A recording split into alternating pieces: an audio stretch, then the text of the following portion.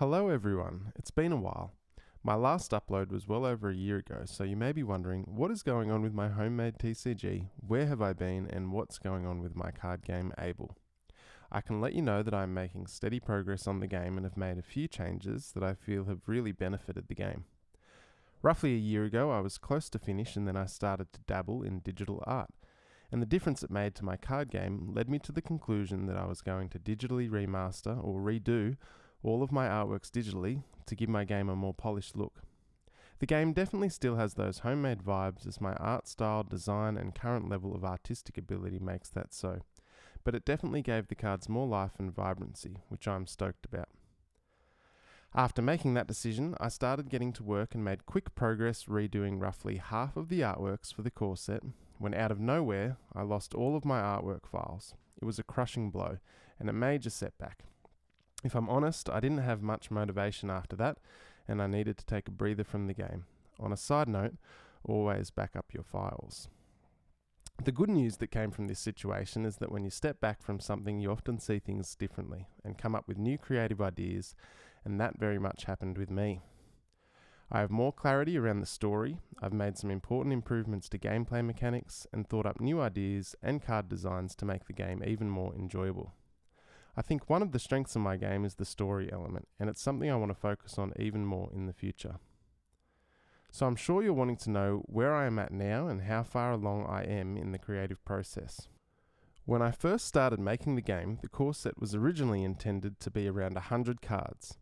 I've increased that now to roughly 180 cards, and I've finished nearly 130 of those cards, which I'm really excited about. Today, rather than showing you the cards, which we will get into in time, I thought it might be fun to share a comparison of the old hand-drawn art with the new and improved digital art. So let's do it. Let's take a look at some art. First we have Baron. Baron is one of those cards that has made its way into a number of playtest decks and has been a really fun card to play. You can see how the digital art is much clearer and more polished. We have Esther, who is one of the core set heroes in the game. She is a character that loves adventure and isn't afraid to venture into the unknown. Dragonling was a fun one to recreate, and I really like how it came out. The bolder purple colour gives the art a greater presence, and I was able to fix up the dimensions a bit too. Alpine Drake is possibly my favourite creature in the game. It's a big flying dragon.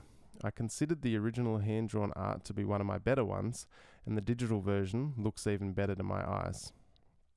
Brown Bear has also made its way into a number of playtest decks, and I really like how the art came out.